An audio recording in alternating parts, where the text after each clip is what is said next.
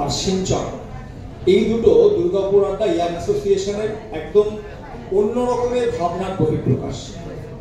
সিঞ্চন উদ্যোগ নিয়ে আমরা আজকে বলবো না, আজকে মূলত জীবন পাঠ কেন্দ্র, জীবন পাঠের যে কনসেপ্ট সেইটা আজকে যারা আপনারা এখানে এসেছেন তাদের কাছে রাখার চেষ্টা করব।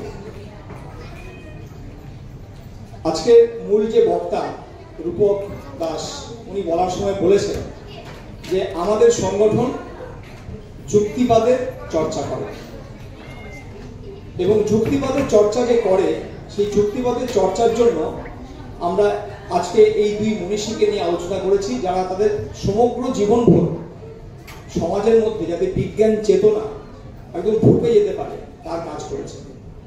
আর এই জীবন পাঠ দিবস আয়োজন মানে জীবন পাঠ কেন্দ্রের মূল কনসেপ্ট যদি ভাবা যায় তাহলে এই দুই মনীষীর জীবনের সঙ্গে দারুণভাবে সম্পৃক্ত। মানে আমরা চাই সমাজে বিজ্ঞান ভিত্তিক যুক্তিবাদ প্রতিষ্ঠা পায়, মানে যুক্তিবাদের যে ভিত্তি হবে সেটা যেন বিজ্ঞান কেন্দ্রিক হয়। তাহলে এই বিজ্ঞান চেতনা সমাজে নিয়ে যেতে গেলে স্কুল, আমাদের যে 3টে জীবন পাঠ কেন্দ্র আছে, এই 3টে জীবন পাঠ কেন্দ্রের একটু বিন্যাসটা একটু শোনার জন্য বলবো। প্রথম যে জীবন পাঠ কেন্দ্র যেটা কমলপুরে আছে, সেখানকার কোনো বাচ্চাই স্কুলে যায় না। দ্বিতীয় যে জীবন পাঠ কেন্দ্রটা আছে সেখানকার বাচ্চারা স্কুলে যায়, বেশিরভাগই স্কুলে যায়, মানে 80% বাচ্চা স্কুলে যায়। আর জীবন পাঠ 3-এর বাচ্চারা স্কুলে যায়। তাহলে জীবন পাঠ 3-এ মাত্র 2টি বাচ্চা আছে, এরা স্কুলে যায় না। তাহলে এই জীবন পাঠ কেন্দ্রের মধ্যে দিয়ে আমরা কি করতে চাইছি? ও তো স্কুলে যায়, এই ধারণাটা আপনাদের মধ্যে আসতে পারে। যেহেতু স্কুলে গিয়ে পড়াশোনা করছে তাহলে আপনারা এখানে কোচিং সেন্টার করছেন না, এটা আমরা কোচিং সেন্টার না।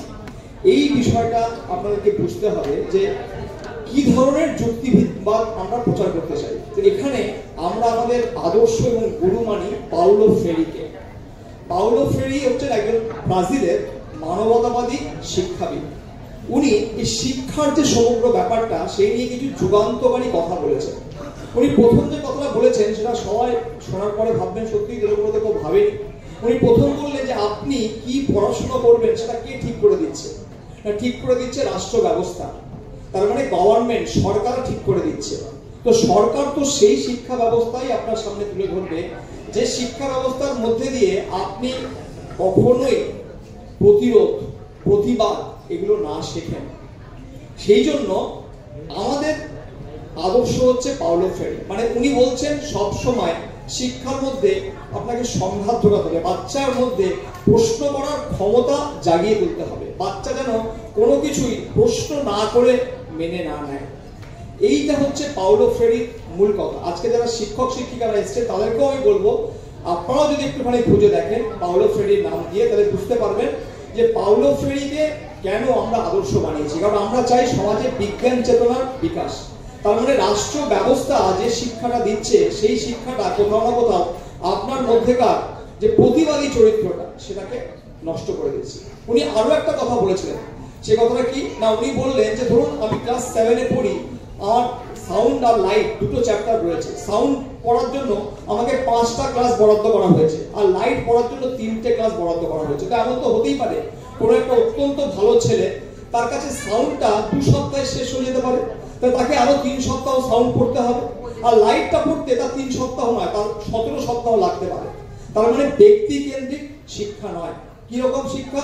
মানে একটা বাচ্চা তার সে কতটা নিতে পারছে তার উপরে শিক্ষা ব্যবস্থা নয়, যে শিক্ষা ব্যবস্থাটা আমাদের স্কুলে চালানো হয়। তার মানে এটা হচ্ছে একটা সমষ্টিগত শিক্ষা ব্যবস্থা। মানে আপনি যদি আমাদের ভারতবর্ষের এই শিক্ষা ব্যবস্থার ইতিহাসে যান তাহলে দেখতে পাবেন, শুধু ভারতবর্ষ না আপনি সারা বিশ্বের যদি যান, তাহলে প্রথম এই শিক্ষা ব্যবস্থার শুরুটা এই যে অর্গানাইজড হয়েছে শুরু হয়েছিল ইংল্যান্ডের শিল্প বিপ্লবের পর। শিল্প বিপ্লবের পরে ইংল্যান্ডে প্রচুর শ্রমিকের দরকার হয়ে পড়েছে, যারা কলকারখানায় কাজ করতে পারবে, মেশিন চালাতে পারবে। মেশিন চালানোর জন্য তাদের এই কনসেপ্টটা তৈরি করানো যাবে, এইটার পরে এইটাকে এই সুইচটা টিপতে হবে। তাই জন্য এই শিক্ষা ব্যবস্থাটা চালু হয়েছিল, সেটাই ভারতবর্ষ চলে এসেছে এবং সারা পৃথিবী জুড়ে ইংল্যান্ডের একটা আধিপত্য ছিল, সেই শিক্ষা ব্যবস্থাটা গেছে। পাউলো ফ্রেরি প্রথম এই ব্যাপারটাকে নিয়ে কাজ করলেন এবং ভাঙলেন যে না, শিক্ষা ব্যবস্থা হতে হবে ব্যক্তি কেন্দ্রিক। আমরা চেষ্টা করি প্রত্যেকটা বাচ্চাকে ধরে ধরে তাদেরকে শেখানো। এবং আমাদের শিক্ষা ব্যবস্থাটা কেন অন্য রকমের, যেমন ধরুন আমরা কিন্তু আমাদের যে পাঠ্যক্রম সেটা নিজেরা তৈরি করেছি। যেমন বাংলা যখন পড়তে যাচ্ছে কোনো একটা বাচ্চা, সেই বাংলাতে আমরা প্রথমে শিখি অ, তারপরে শিখি আ, তারপরে হস্যই। তাহলে এগুলো কিন্তু লেখার থেকে অনেক সহজ লেখা হচ্ছে ব, অনেক সহজ। তাই জন্য আমরা শুনে কি প্রথমে ব শেখাই, তারপরে তার ডান দিকে একটা সুর দিয়ে দিলাম, ক হয়ে গেল, নিচে একটা ফুটকি দিয়ে দিলাম, র হয়ে গেল, উপরে একটা সুর দিয়ে দিলাম, ধ হয়ে গেল, ডান দিকে একটা দাড়ি দিয়ে দিলাম, ছ হয়ে গেল। তাহলে এই ব, ক, র, ধ, জ, মানে আমরা এইভাবে আমাদের বর্ণমালাটাকে সাজিয়েছি।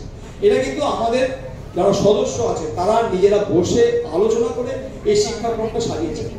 এই যে যারা স্কুলে পড়ে তাদেরকে যখন আমরা পড়াচ্ছি কোনো একটা বিষয়, ধরা যাক আমি একটা গল্প পড়াচ্ছি, সেই গল্পতে বলা হচ্ছে পিটি ঊষা। পিটি ঊষা 1 সেকেন্ডের 100 ভাগের 1 ভাগ সময়ের জন্য সে অলিম্পিকে ব্রোঞ্জ পদক পায়নি।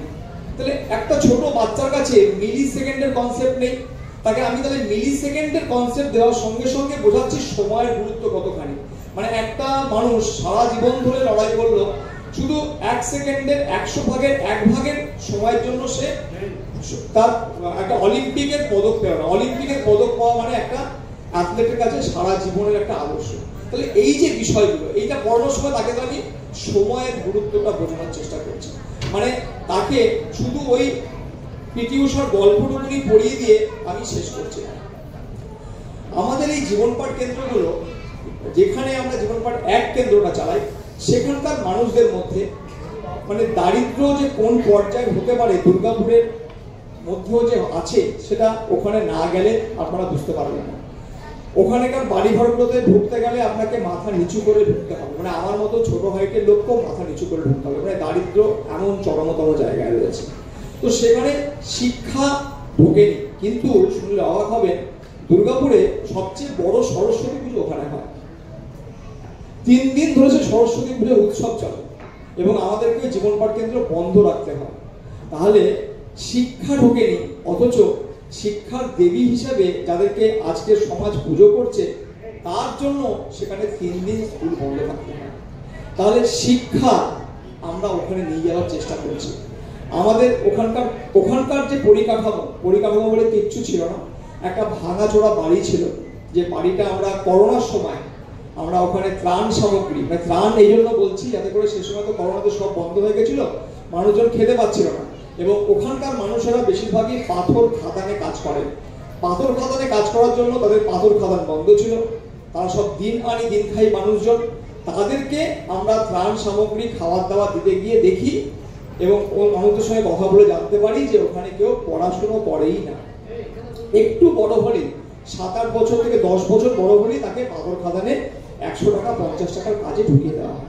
তো আমরা মনে হলো যে এই একটা অদ্ভুত জায়গা, যেখানে আমরা এই পাওলো ফ্রেরির যে ভাবনা, যে জীবন শিক্ষায় মানুষকে শিক্ষিত করতে হবে, মানে ঠকে যেন সে না যায়। একটা দোকানে গিয়ে সে 500 গ্রাম আর 1 কিলো, 500টা বড় মানে সেটা বেশি হবে এমন নয়, সেটা ছোট, সেটা যেন সে বুঝতে পারে। তাহলে এই জীবন শিক্ষায় শিক্ষিত করে তোলা এবং তাতে করে তারা সমাজে দৈনন্দিন চলার পথে ঠকে না, এইভাবে আমাদের জীবন পাঠ কেন্দ্র শুরু। তারপরে আমরা যখন করোনার সময় দুর্গাপুর স্টেশন অঞ্চলে, সেই সময় সমস্ত বাস বন্ধ। দুর্গাপুর স্টেশন অঞ্চলে যারা থাকেন তারা জানেন ভালো করে, যে যারা গেছে সেখানকার মানুষজনদের অবস্থা, তারা এতটাই খারাপভাবে থাকে যে বাসগুলো না চললে, লোকজন ওখানে যাতায়াত না করলে তাদের মানে রুটি রুজি চলবে না, সব বন্ধ হয়ে গেছিল। সেই সময় আমরা ওখানে একটা 10 টাকার ক্যান্টিন শুরু করি। 10 টাকাতে প্রত্যেকদিন একটা ডাল ভাত সবজি এবং ডিম দেওয়া হতো। সেই 10 টাকার ক্যান্টিন চালাতে গিয়ে দেখতাম অনেক ছোট ছোট বাচ্চারা ওখানে আসতো খাবার নিতে। ওদের সঙ্গে আমাদের কথাবার্তা বন্ধুত্ব তৈরি হওয়ার পরে তারা আমাদের মনে হলো এইখানেও যদি আমরা এই বাচ্চাদের মানে একটা জীবন পাঠ কেন্দ্র শুরু করি। কারণ এটাও মনে রাখতে হবে, আমরা ওই জীবন পাঠ কেন্দ্র শুরু যখন করেছিলাম সেই সময় কিন্তু বন্ধ ছিল, মানে স্কুল বন্ধ ছিল, মানে খাওয়া দাওয়ার তাদের স্কুল থেকে যে মিড ডে মিলটা পায় সেটাও তারা বন্ধ ছিল। তখন আমরা ওখানে জীবন পাঠ 2 কেন্দ্র শুরু করি। আমাদের জীবন পাঠ 2 কেন্দ্র শুরু হয়েছিল, আমরা কোথাও কোনো জায়গা পাইনি। রেলের যে বুকিং কাউন্টারটা আছে, বুকিং কাউন্টারের সামনে আমরা মাটিতে একটা চটের মতো পেতে আমরা শুরু করেছি। ওইখানে আমরা বেশ কিছুদিন চালাই, প্রায় মাসখানেক চালিয়েছিলাম। তারপরে ওখানকার ব্যবসায়ী সমিতি আমাদেরকে একটা ঘর কিছুদিনের জন্য দিয়েছিল, সেই ব্যবসায়ী সমিতি সেই ঘরে আমরা কিছুদিন চালাই। তারপরে আমরা গত বছরে একটা অফিস ঘরের উপরতলাটা আমাদেরকে দেওয়া হয়, সেখানে আমরা পরিকাঠামো নিজেরা তৈরি করেছি এবং তৈরি করে ওখানে আমরা জীবন পাঠ 2 কেন্দ্র চালাচ্ছি। আর জীবন পাঠ 3 কেন্দ্র চালাচ্ছি করঙ্গপাড়ায়, যেটা গত বছর মেঘনাথ সাহা, আমাদের বিজ্ঞানী মেঘনাথ সাহার জন্মদিনে আমরা শুরু করেছি জীবন পাঠ 3 কেন্দ্র, সেটা আমরা সপ্তাহে 2 দিন চালাচ্ছি। আমাদের এই জীবন পাঠ কেন্দ্রগুলোর মধ্যে দিয়ে আমরা জানি আমরা নিশ্চয়ই আগামী দিনে এমন অনেক যুক্তিবাদী ছেলে মেয়ে যারা আজকে ছোট আছে, তারাই তো একদিনের দেশের নাগরিক, তারা যখন বড় হবে তারা নিশ্চয়ই তাদের মধ্যে আমরা যে যুক্তিবোধের চেতনা দেওয়ার চেষ্টা করছি, তারা সেটাকে গ্রহণ করবে এবং গ্রহণ করে তারা সমাজে সেটাকে আরো ছড়িয়ে দেবে। আমি কিংবা আমাদের মধ্যে আজকে অনেকেই যারা আছেন তারা হয়তো থাকবো না, কিন্তু যে বীজ আমরা সেখানে পুঁতেছি, আশা রাখি আমরা আগামী দিনে সেই বীজ মহিরুহ হবে এবং সমাজ বদলের ক্ষেত্রে এক দিক নির্ণায়ক ভূমিকা রাখবে।